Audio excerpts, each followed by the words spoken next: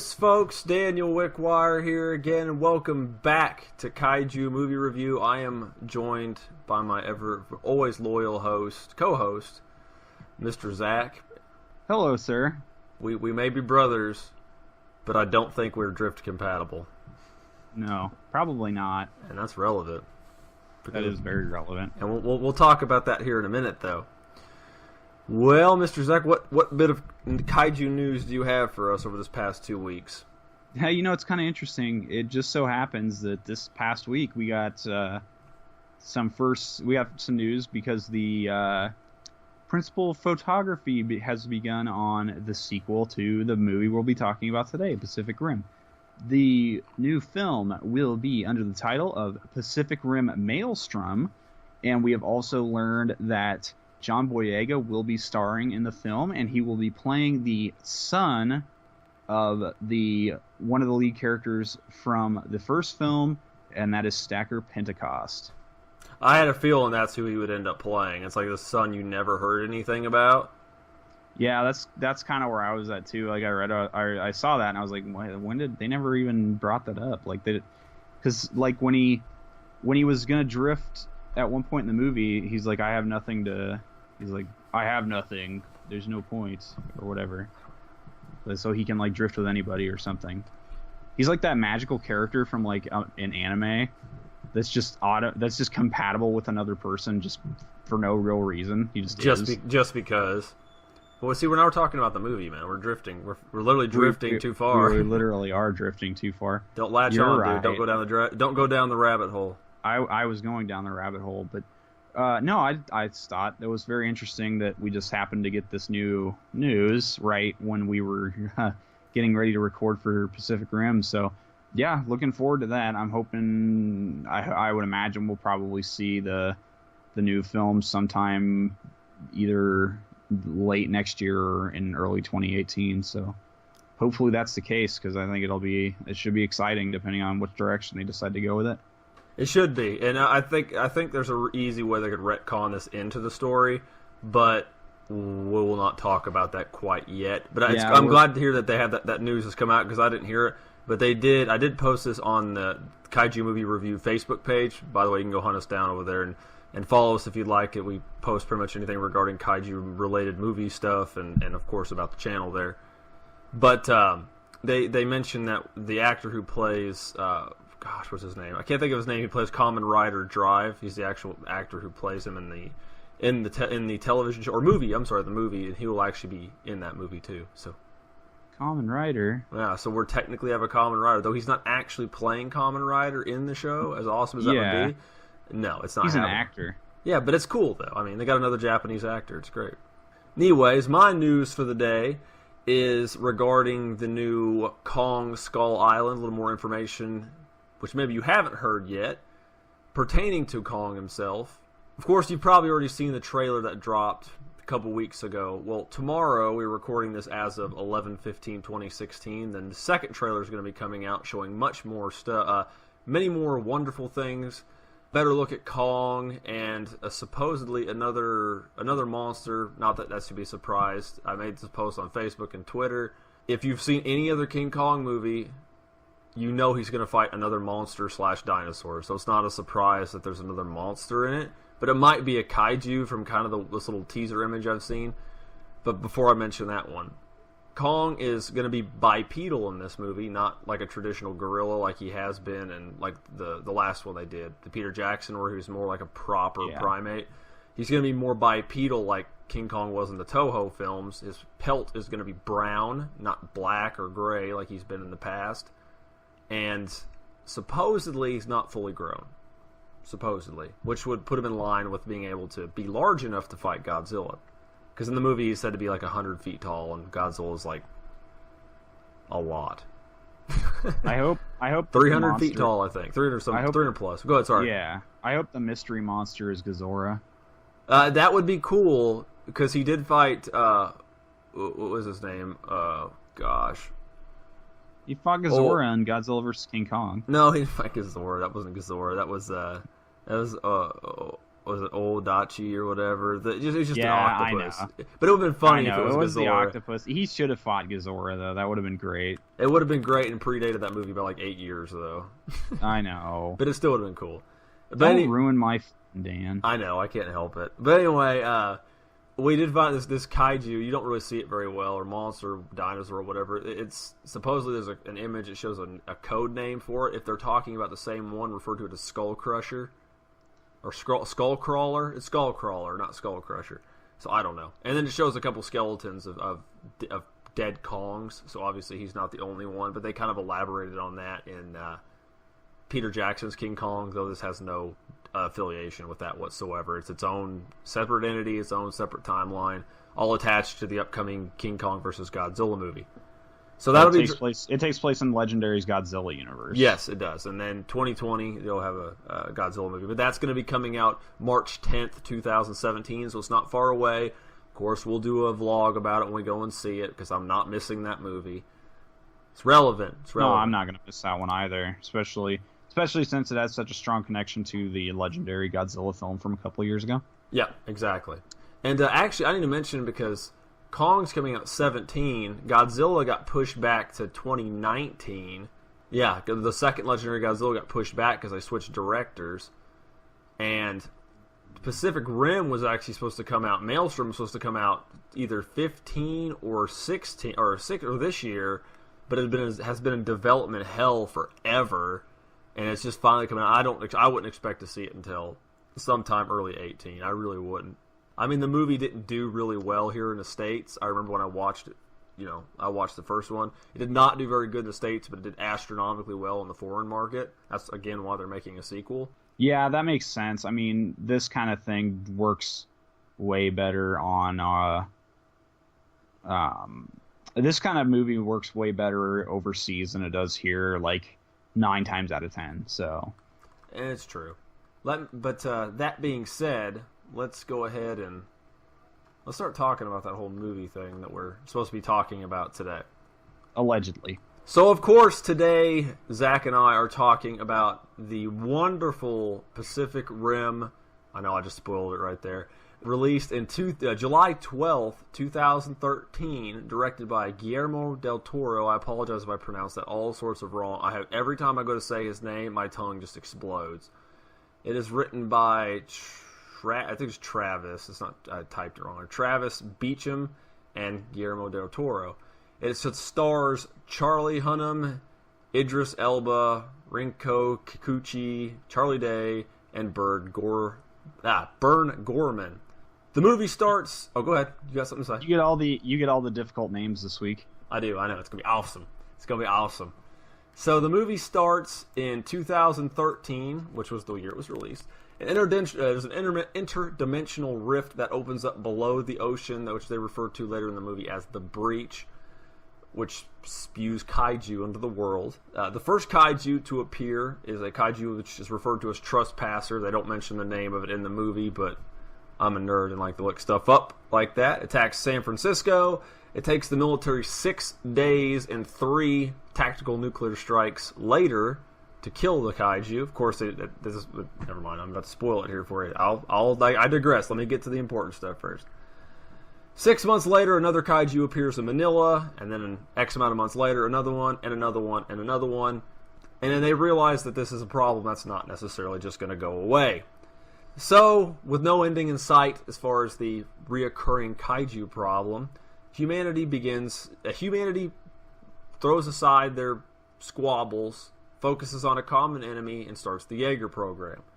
The Jaeger program is to build gigantic robots, as practical as that is, but it is very, very awesome. Gigantic robots to battle gigantic kaiju.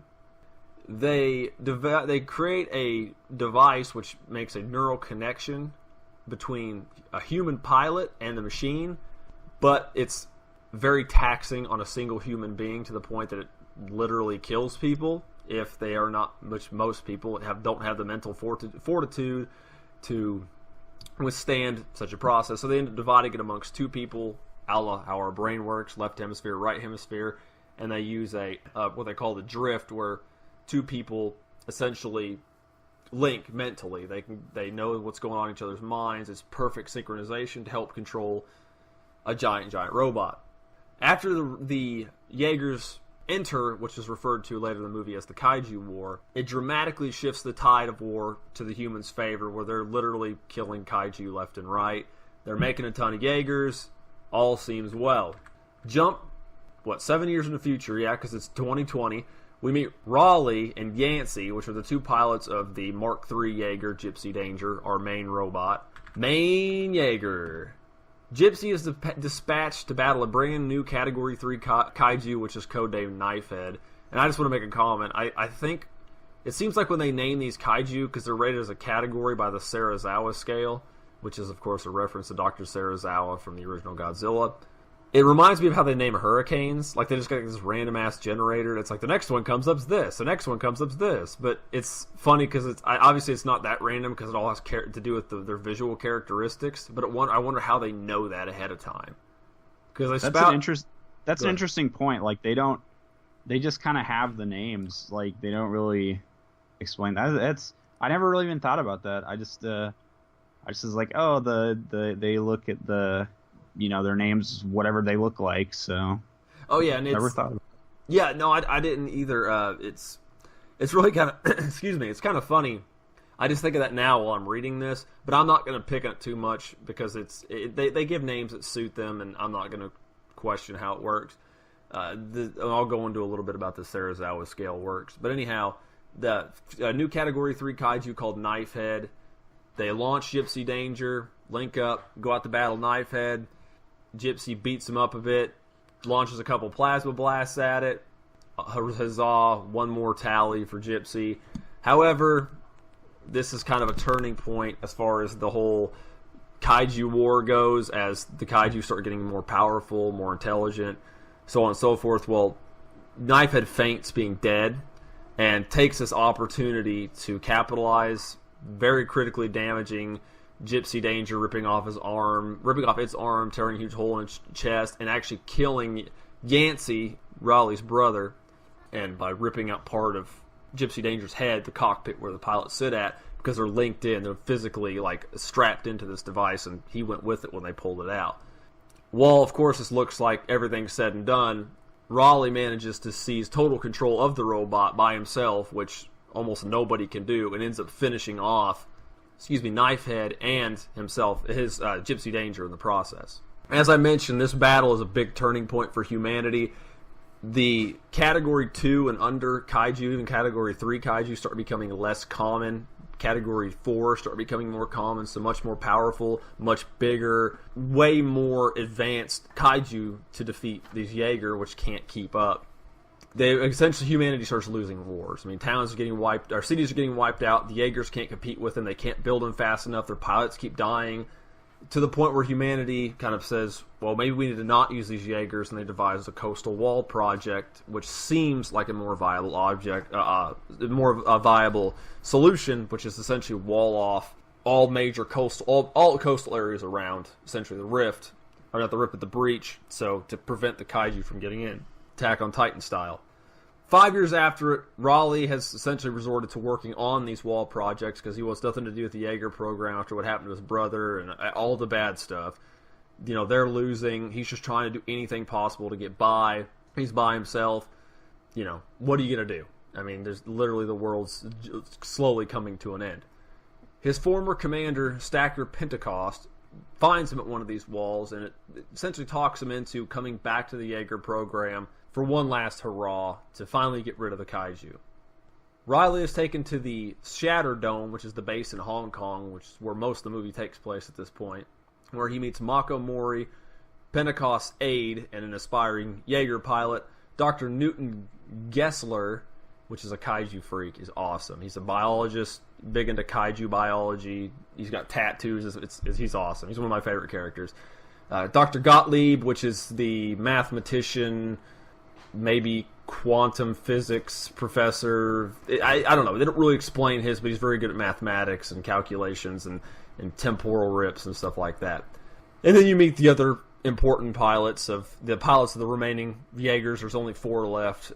Crimson Typhoon, Chernow Alpha, Striker Eureka, and then, of course, the rebuilt Gypsy Danger. Surprised you didn't mention the coastal wall failing. That baby fell like Wall Maria under the Colossal Titan, man. Took it an hour. Yep. Fell in under an hour to Mutavore. So anyway, after bringing everybody into the Shatter Dome and everyone getting acquainted, Pentecost explains that his plan for sealing up the breach and stopping the kaiju invasion is to drop a tremendous nuclear bomb into the breach, closing the connection and preventing kaiju from continuing to come in. Pentecost comes to the two scientists and asks them for, ideas for dealing with kaiju. Gottlieb theorizes that the frequency of kaiju appearances are going to increase to the point where we are eventually going to get multiple breaches at once, which everybody kind of laughs them off because they've never had more than one come through at a time. Meanwhile, Geisler wants to attempt a drift with a piece of kaiju brain that they recovered, to which Pentecost objects, saying that he would just end up killing himself if he were to even attempt it. This leads us to Raleigh doing trials to pick a co-pilot for Gypsy Danger. He wants to partner with Mako. Pentecost is not okay with this, saying that she's too inexperienced to fight and explaining to her that her emotions, she can't rein in her emotions well enough to maintain a drift.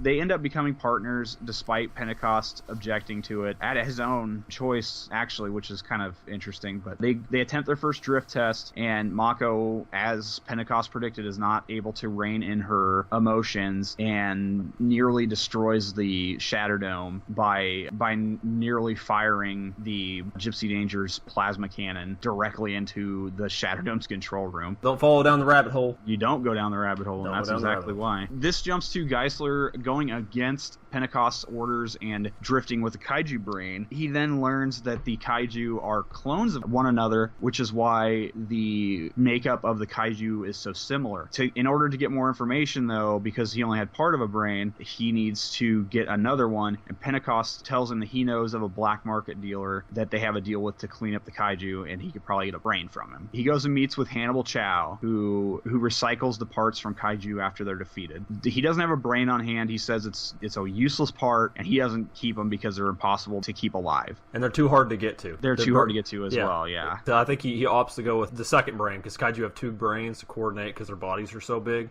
Because the brain in the head's too hard, the skull's too thick. And then when Geisler explains to him that he wants the brain to drift with it, and he has already drifted with it, Chow becomes enraged, and soon 2 Category 4 kaiju emerge near Hong Kong. The 2 in question are Otachi and Leatherback, and we learn that those 2 are actually looking for Geisler because he drifted with the kaiju brain. So they're trying to get to him, I can only assume, to keep him from telling the humans how to, get through the drift or anything like that. Yeah, it should be noted here, I didn't include it. We're reading over the script here. I don't mind telling you guys, because that's how this stuff works. The kaiju operate on a hive mind, so if one knows it, they all know it. And when you drift, it's like when you drift with 2 pilots. They know everything you're doing, you know everything they're doing. So it's the way it worked. So this causes the kaiju to attack. Chow throws Geisler out into the street, telling him that he can find his own shelter within the public shelters. This leads to Crimson Typhoon and Cherno Alpha being deployed to intercept the 2 kaiju. Unfortunately for Cherno Alpha, who is the first one to the fight, they don't know at this point that there are 2. So once the second kaiju enters the fray, Cherno Alpha is made very short work of, which, I mean, we learned earlier in the movie that Cherno Alpha was a Generation 1 Jaeger, so it's not too surprising that it got defeated so easily. Well, you can kind of blame Otachi for that, because actually he killed Crimson Typhoon first. Oh, yeah, he did. You're right. Yep. He killed the Chinese one, and then Cherno Alpha just got completely overwhelmed by the other 2. This caused Leatherback to unleash a giant EMP, disabling all the Jaegers and everything in the city except for Gypsy Danger, because Gypsy Danger is an analog machine and runs on a nuclear reactor. So it was not disabled by the EMP. This leads Pentecost to reluctantly deploy Gypsy Danger and send them into Hong Kong to prevent the 2 kaiju from making it into the city. And then if you want to know the rest of the story, you actually have to watch the movie, because it's really, really good. It is very good. I really enjoyed it. I watched it last night before we were recording this, and, I gotta say, I hadn't watched it in probably about 9 months, and I was still just hanging on every word, man. Well, when we get to the closing statement, I have many things to say. But that being said, we got to go to our favorite part, or at least my favorite part. I'm not even going to talk about the special effects. I'm going to sum them up all right now. They're really good. They really are good. Pretty much everything. I mean, pretty much everything's CG. I mean, it kind of had to be. Yeah, I mean, but I will. This is actually funny. Del Toro, when he designed it, he said he knew everything was going to be CG, but he wanted everything to be designed, like all the kaiju to be designed, that if they were gonna make physical suits and put an actor in it, it would still work. A little bit of trivia there for you. So that's pretty clever. That is very neat. Yeah, Del Toro is he grew up on tokusatsu and super robot shows, so this whole show is just a massive homage to stuff like that. Nothing where he borrowed something directly. He did not want to do that, to be like, oh, hey, he took that from whatever, but not really super blatant. But I just figured that's worth mentioning. Yeah, I mean, there's a couple kaiju that are very obviously based on classic ones, but we'll get to that when we talk about kaiju design. Which we can just talk about now, because we already covered the special effects, dude. Oh, I mean, they're really good. I mean, this is a big budget. There's CG. It's a AAA Hollywood title, man. I mean, this is.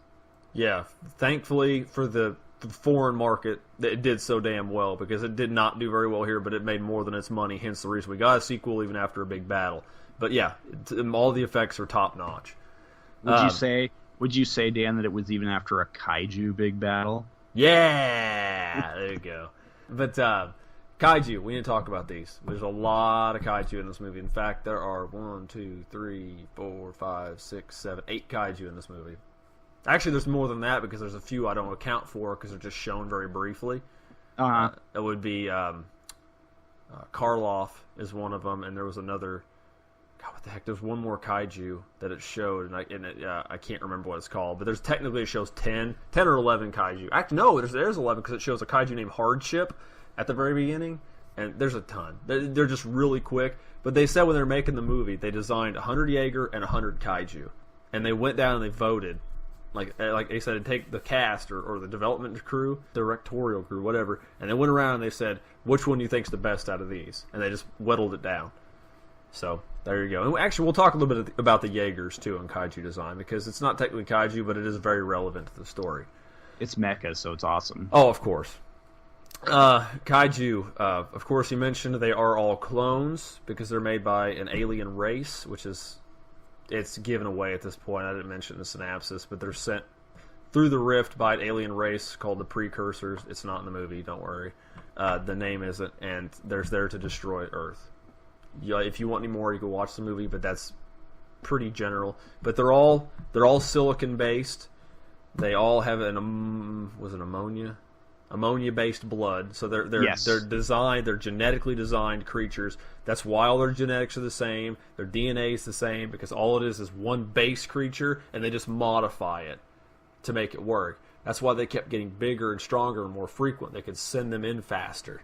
So we send this one in, and then we send this one in. And there's I don't know if there's a time limit, they can only send them so fast, or they were growing them quicker, because this is obviously not the first time they've done this.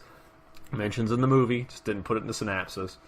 They're all modeled after. They've all got references to real world animals, like their design wise, like Knifehead. You know, Zach was making a joke here, and you mentioned it earlier actually, and I don't know if it's going to be in the recording or not. But Knifehead, he made a Gearon reference from Gamera. All Monsters Attack, I think, is the movie from big old Knifehead on him. But that's what it reminded. But he actually looks like a goblin shark too. He very heavily favors a goblin shark, and all of the kaiju have almost all of them have some kind of bioluminescence. Did you notice that?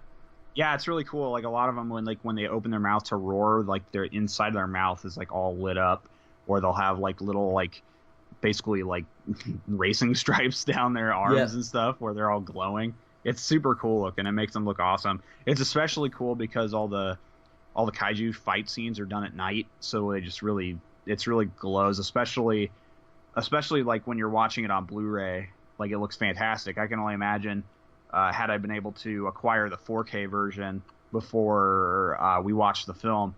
I can only imagine that the 4K version would have been just fantastic looking. So, I'm sure, because the Blu-ray looks damn fine. It looks beautiful. Yeah, and I'm still gonna buy the 4K version. I'm still gonna upgrade my Blu-ray because I like this movie enough that I think it's worth doing that. I'm just not gonna do it now with the prices being what they are.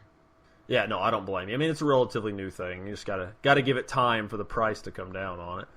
Exactly. I will say the kaiju are they're all so differently designed. Like I know they're all based, like I have a base genetics to them. Excuse me, but they're all so differently designed. Like they're all somewhat semi-aquatic design to them because of course the breach is underwater, and they kind of transition from that to land. But you have Knifehead, which is very shark-like, and then you have Onibaba, which is the kaiju that is in Mako Mori's flashback, which is crustacean arthropod-like. And you have Otachi, which is dragon bat-like. Leatherback is more like literally designed more like a gorilla, like a shaved gorilla. There's 3 kaiju we don't mention that appear at the end of them. Schooner is just a very interesting design. Raiju is one of my favorite. He looks like a crocodile.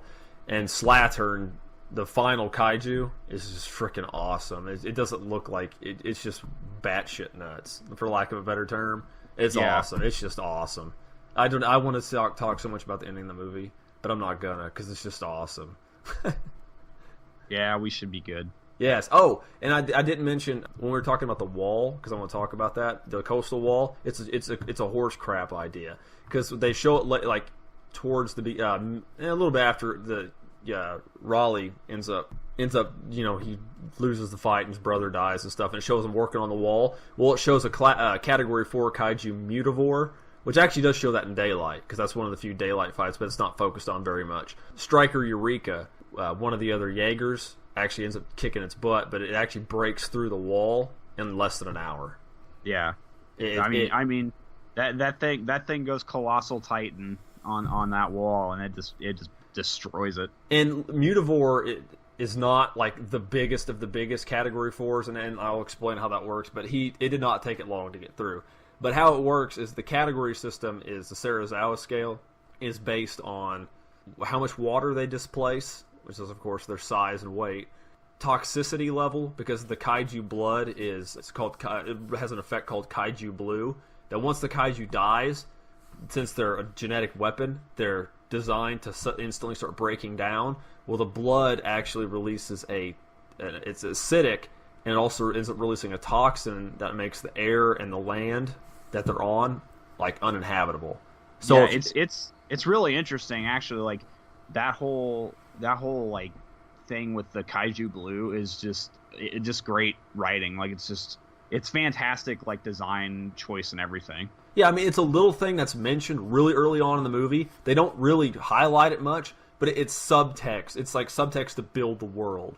Because you got to think, if you're a brilliant alien species that's making these and sending these forth, if one of them dies, make them useful. Make them make the land toxic and unusable. You know, exactly. If you're literally at war and trying to take over this planet, make them do something after they die and make them break down real fast. So, the other organisms can't, go through and figure out how they work. Of course, humans are resourceful. We figure out ways to prevent the decay and stuff like that.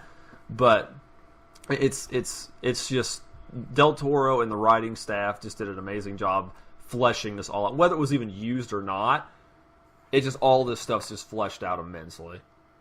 Which maybe it'll be more important in the sequel. And I hope they keep with that, because I want to go into kaiju before I talk about this too much. Oh, and yes, I will say this is a little bit of a spoiler, and I don't care because it's pretty obvious. Category 5 is the highest, and the last kaiju, Slattern, is a Category 5, and it's freaking brilliant. But the Jaegers, I didn't even write their names down. There's only a handful of important ones.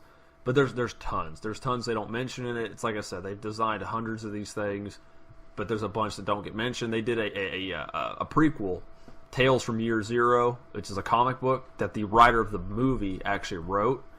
So it's just to give you some stuff early on and build some more backstory to it.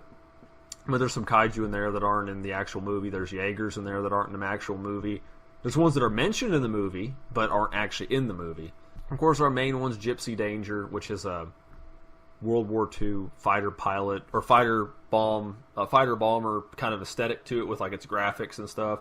Pretty straightforward, humanoid. All the Jaegers are all humanoid based. He's of course analog, Generation 3, nuclear reactor, all that fun stuff. Of course, the United States. The U.S. is Jaeger, and then the other important ones are Crimson Typhoon, which is China's. They don't mention what. Do they mention what generation Crimson Typhoons is? I don't think they do. I think Yeah, I don't think they do either because there's only one Gen 4, which is. No, he's a Gen 5. Oh, is it? Yes, Striker's a Okay. Gen 5.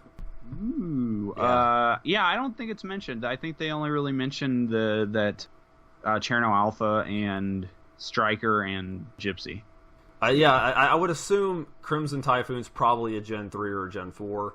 And of course, Yeah, because the only thing they really mentioned about Crimson Typhoon is that it is actually piloted by a 3-man team, which is awesome. Which is the only one that's piloted by 3. It's freaking cool.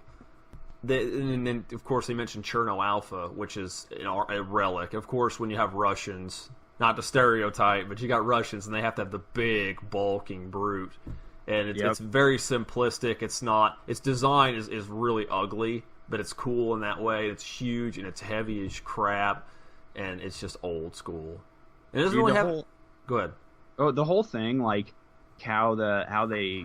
Which I guess you go ahead and finish because I'm going to talk a little bit. I want to talk a little bit about like how they pilot the robots. Yeah, that's fine. I'm just going to talk about them a minute, and then you can have that because I'm just talking my head off about all this. And they're all really cool, and they all play to their strengths. Like Crimson Typhoon's finesse, Gypsy's kind of a balanced fighter, Cherno is just a heavyweight bruiser, heavy armor. Striker Eureka is the one and only 5th generation Jaeger before they canned the project. It was digital, so it was super fast, and it was actually the fastest. It was the fastest of the Jaegers. It's just brutal, man. It's really cool. But you go ahead, Zach. You talk about this. I've been talking long enough. All right. Well, I want to talk a little bit about the piloting system because it's kind of interesting. They basically link up the two people. They drift, and then their combined motions are what control the machine. The first thing that jumps into my head as a longtime fan of the Gundam franchise is G Gundam. Oh yeah, I wasn't thinking about that. Yeah, the G Gundam control system reminds me so much of this, and I can't remember which one it was, but I know one of the Super Sentai series used something similar as well. So it was oh my god, was it Hurricaneer? Hurricaneer? Yeah, that might have been it. I can't remember because I started watching. I haven't been watching Super Sentai very long. I've only seen 2 series through in their entirety, so I mean I can't keep them all straight. But I know that there is a mecha in Super Sentai somewhere that works on the same principle, and it's just really interesting. I love the idea that they control the weaponry and the movements of the Jaegers completely with just their own bodies, and it's not like a traditional like sit down pilot thing like you would see in like a traditional Gundam series or anything like that. And I just thought that the way they did it, and it's clear that, like Dan mentioned earlier, Guillermo del Toro did obviously base this on like classic Japanese super robots, because I'm sure if you go back, there are other super robots that work the same way, and it's just a really cool system to see, and it's awesome to see it take influence from older anime and tokusatsu, and you could make the obvious Evangelion reference too. Yeah, exactly. Ava's another great one. It's a cool thing. I'm really happy with what they did with it. Yeah, and go ahead. It makes it interesting. Like I said, it's far more interesting than just seeing them sitting in a seat poking blindly at buttons. Or if you get a lot of U.S. robot shows, you'll notice this in a lot of American shows with robots. They're either remotely controlled, or like they said, they sit in a cockpit. They don't and mostly they're just remotely controlled, or they're sentience. They've got their own sentience or AI. They're rarely ever do you see very many American shows where they get inside of a robot and pilot it. Yep. Oh, the one thing needs to be mentioned about the drift, the neural link. It's something happens really bad to the robot, it will send an overload signal back to it, like a dismemberment or stuff to arms or a lot of physical damage. The pilot will feel that because it's neurally linked to the robot. Yeah, which they mention in the film when Mako and Raleigh do their first test. He says he needs to be on the right side because his left arm isn't so good, and that is from the beginning of the movie when Gypsy lost its left arm fighting against Knifehead. Oh my god! Oh, there's words. Oh, okay, let's move on. We've been talking about that long enough. I could probably sit there and go another couple hours talking about the kaiju and Jaegers in that film. Why don't you let us know about what you found in your search of film availability? Oh, so film availability, not a problem. This thing came out in the last few years. It is everywhere. You can get it digitally. You can get it on DVD, Blu-ray, Blu-ray 3D, and now 4K. You know, a quick search of eBay. The DVD, Blu-ray, and 3D Blu-rays can be had on eBay for under $10, which is a steal. I mean, it's a great deal. I mean, obviously, this is relying on auctions. If you're going to buy it now, you're probably looking at 10 to 15 for the Blu-ray and still probably sub 10 for the other two. And the 4K being more recent, I've only really seen auctions for it, and they tend to end between $20 and $30. But with this thing, you know, dropping at $31.99, I believe is the what it's selling at most places on 4K. I mean, I'd wait till it's a little lower. For me, the sweet spot is about 15 to 20 range for the 4K, 10 or so on the other formats, you know, depending on what you're willing to pay and what format you want it on. As far as Amazon is concerned, I found, of course, the same formats he mentioned, and they would go from $5 to about $32. That would include DVD Blu-ray, 3D Blu-ray, and the HD Blu-ray.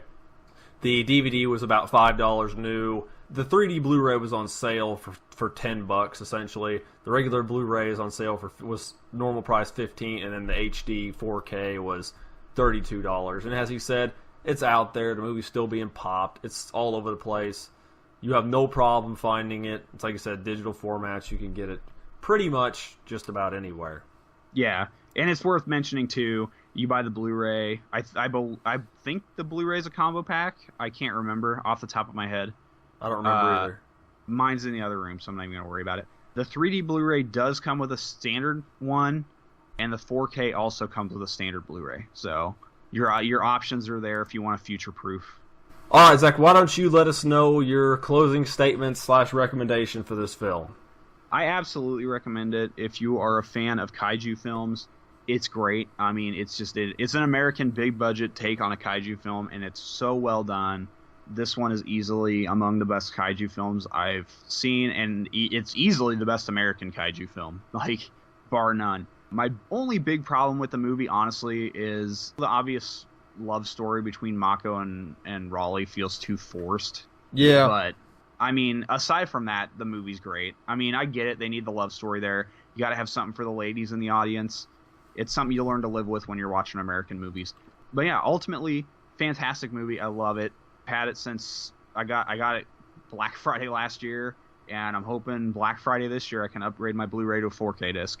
Well, I can't argue with Zach on that one, and I don't know. I mean, I don't know what to say to this movie. I would recommend it to anybody. I don't care what movies you like. You need to go see this. At the time when this movie came out, I was the general manager of the movie theater, local movie theater here. When that movie was coming out, I was so pissed off because our theater at the time wasn't getting it. We had different movies that we knew would have sold better. Sci-fi doesn't sell here.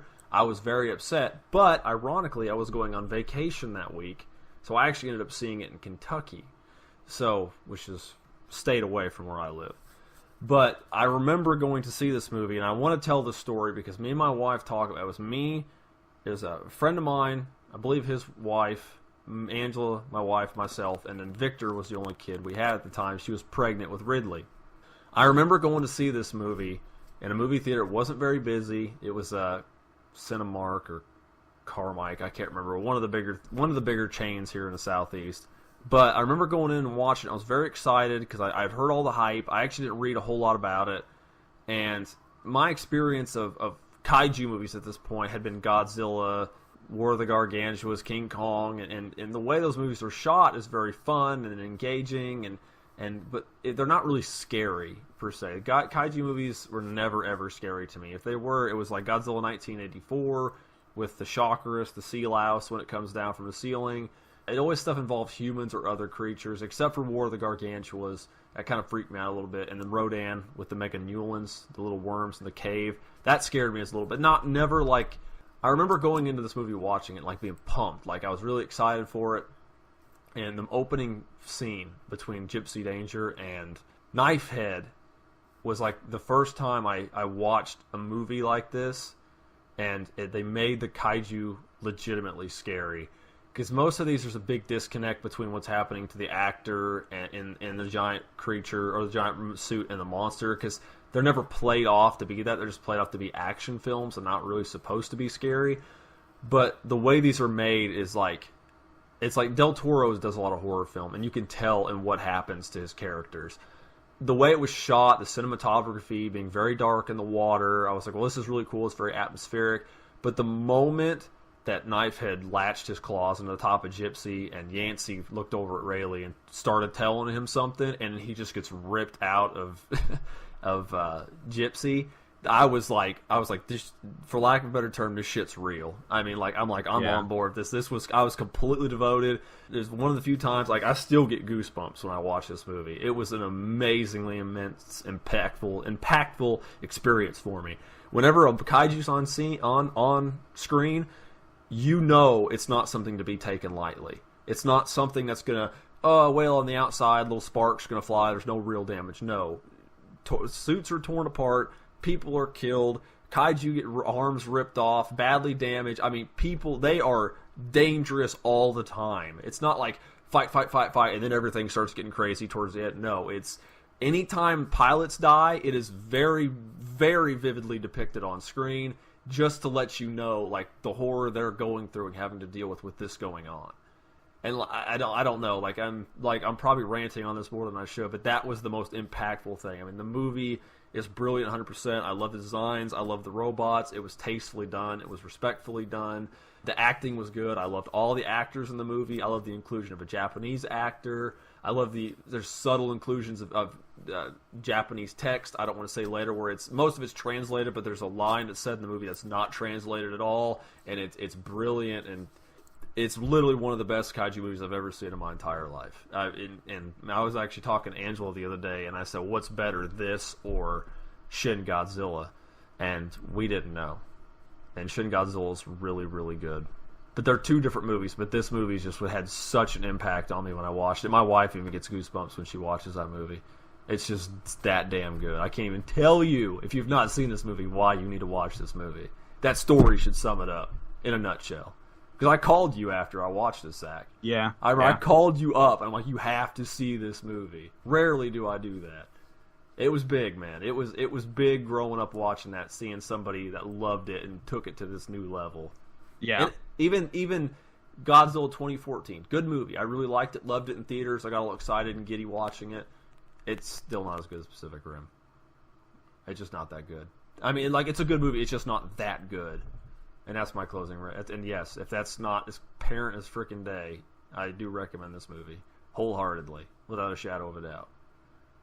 Everybody that worked at the movie theater, I said, you need to see, because we ended up getting it after the fact. We ended up getting like 2 months later, because we needed a fill spot. And I was like, just get Pacific Rim, because Brandon, the guy that I watched it with, was the owner of the movie theater, a good friend of mine. I was the manager of him, like I said.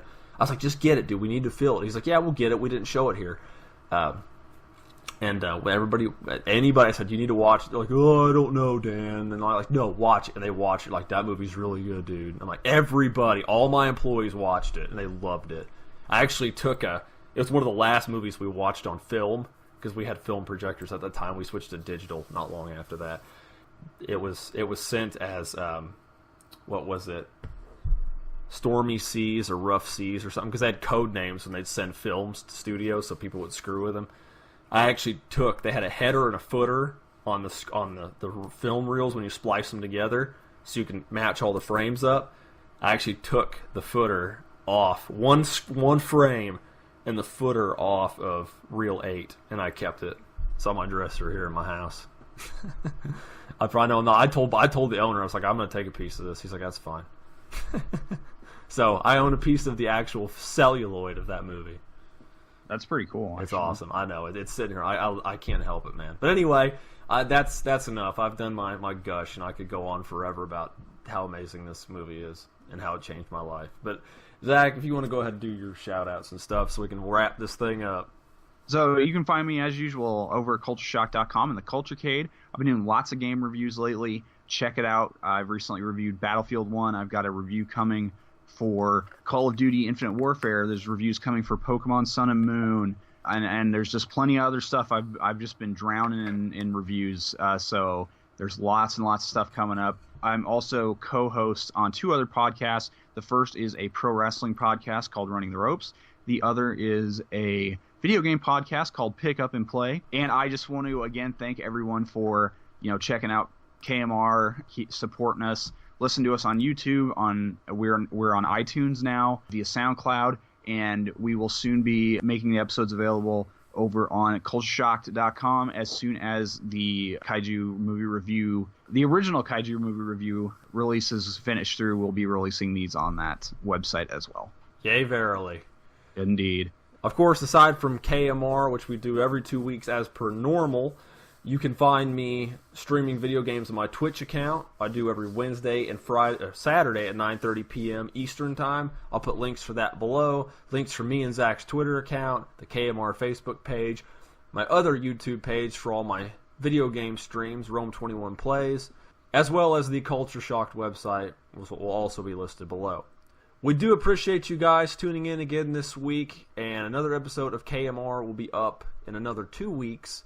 And what movie will we be looking at then, Mr. Zach? For the next episode of Kaiju Movie Review, which we'll be recording on November 28th, we will be looking at Dai's Daimajin movie, the first in the Daimajin trilogy from 1966. It's going to be exciting. Indeed. I'm looking forward to it. This is actually a movie I've been interested in seeing. The premise alone just is super interesting to me. You'll just have to wait and find out. I guess so. So we'll be back in a couple of weeks.